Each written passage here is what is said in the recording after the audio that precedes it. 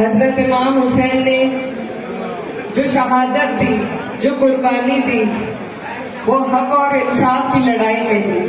آپ لوگ 150 سال سے مجلس کر کے ان کی یادوں کو، ان کی شہادت کو جو زندہ رکھ رہے ہیں۔ سنیں گے دوستوں اقرا حسن کی 12 ربیع الاول پر اسپیچ۔ اس سے پہلے بتا دوں دوستوں، قائم مہدی بی جے پی نیتا کہتے ہیں جو ویکتی پشوؤں سے اتنا پریم کرتا ہے وہ مسلمانوں سے نفرت کیسے کر سکتا ہے۔ چلیے پہلے سنتے ہیں اقرا حسن کی اسپیچ۔ تو آپ سے گزارش ہے ویڈیو کو لائک کیجیے اور چینل کو ضرور سبسکرائب کیجیے۔ آج ایام عزا کا آخری دن ہے اور آج ہی کے دن حضرت امام حسین کا لٹاوا قافلہ مدینہ پہنچا تھا،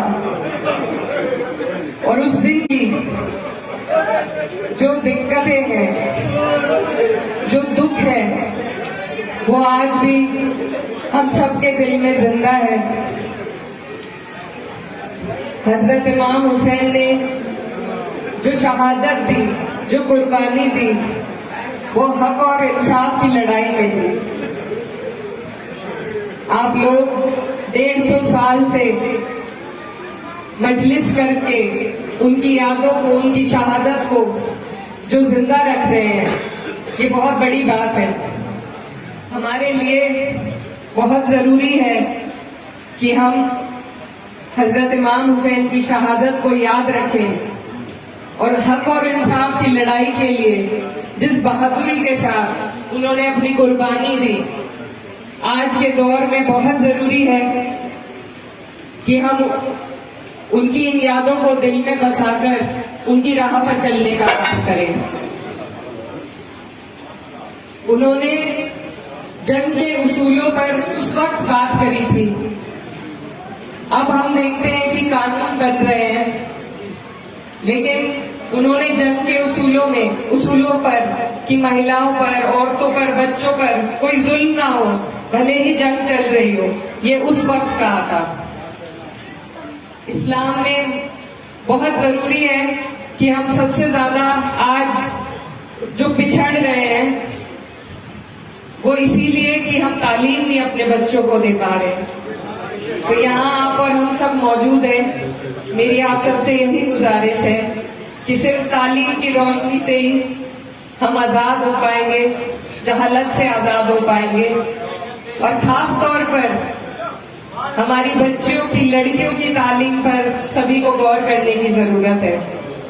اگر آپ تاریخ پر جا کر دیکھیں گے تو حضرت بی بی فاطمہ،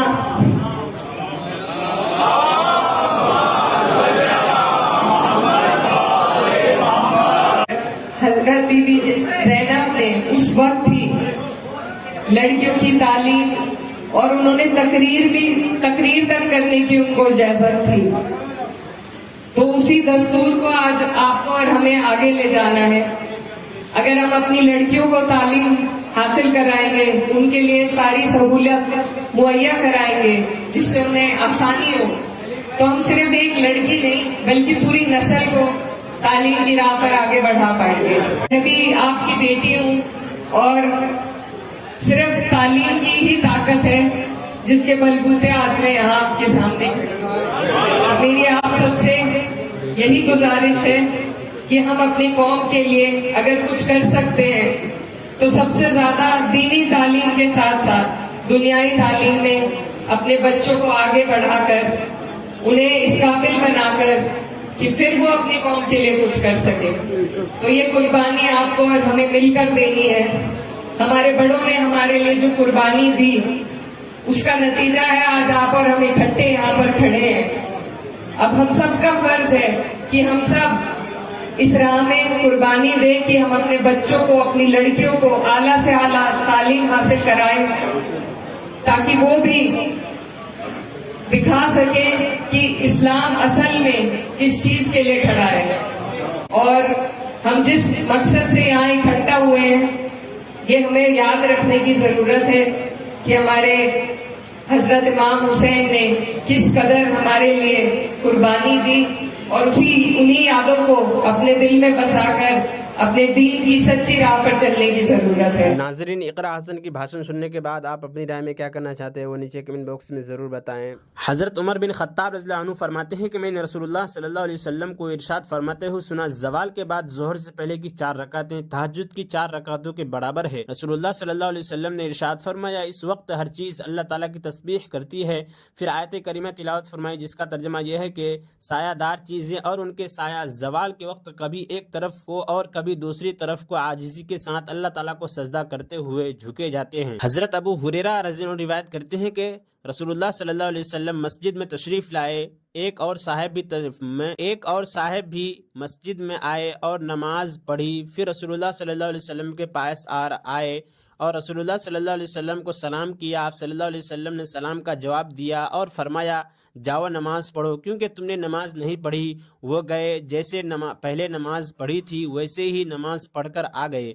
फिर रसूलुल्लाह सल्लल्लाहु अलैहि वसल्लम को आकर सलाम किया। आप सल्लल्लाहु अलैहि वसल्लम ने इरशाद फरमाया, जाओ नमाज पढ़ो क्योंकि तुमने नमाज नहीं पढ़ी।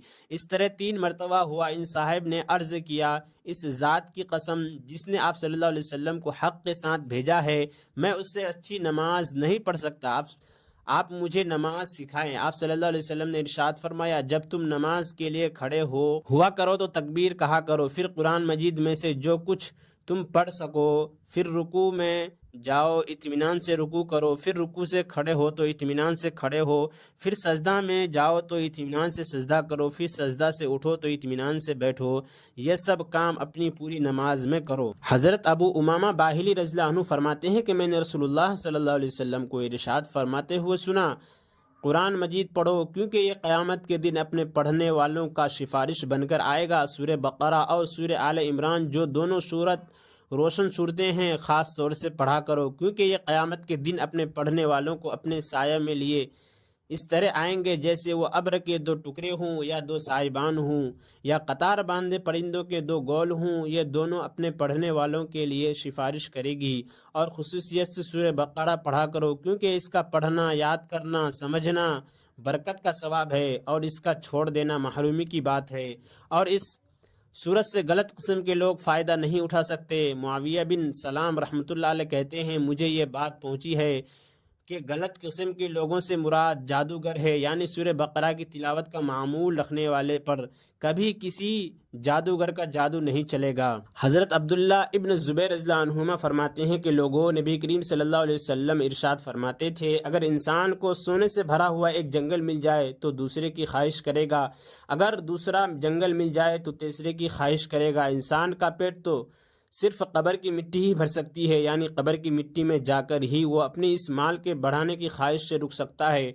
अलबत्ता अल्लाह ताला इस बंदे पर मेहरबानी फरमाते हैं जो अपने दिल का रुख दुनिया की दौलत के बजाय अल्लाह ताला की तरफ कर ले, उसे अल्लाह ताला दुनिया में दिल का इत्मीनान नसीब फरमाते हैं और माल के बढ़ाने की हिर्स से उसकी हिफाजत फरमाते हैं। हज़रत जाबिर बिन अब्दुल्लाह रज़ियल्लाहु अन्हु फरमाते हैं कि मैंने रसूलुल्लाह सल्लल्लाहु अलैहि वसल्लम को इरशाद फरमाते हुए सुना, इंसान की नेक बख्ती में से यह है कि उसकी उम्र लंबी हो और अल्लाह ताला उसे अपनी तरफ मुतवज्जा होने की तौफीक अता फरमा दे। हज़रत सौबान रज़ियल्लाहु अन्हु रिवायत करते हैं कि रसूलुल्लाह सल्लल्लाहु अलैहि वसल्लम ने इरशाद फरमाया, मेरी उम्मत में कुछ लोग ऐसे हैं कि इनमें से कोई शख्स तुमसे किसी के पास आए और दिनार मांगे तो वो उसको न दे, अगर 1 दिरहम मांगे तो वो भी ना दे, अगर 1 पैसा मांगे तो उसको 1 पैसा तक ना दे। लेकिन अल्लाह ताला के हाँ उसका ये मकाम है कि अगर वो अल्लाह ताला से जन्नत मांग ले तो अल्लाह ताला उसको जन्नत दे दे।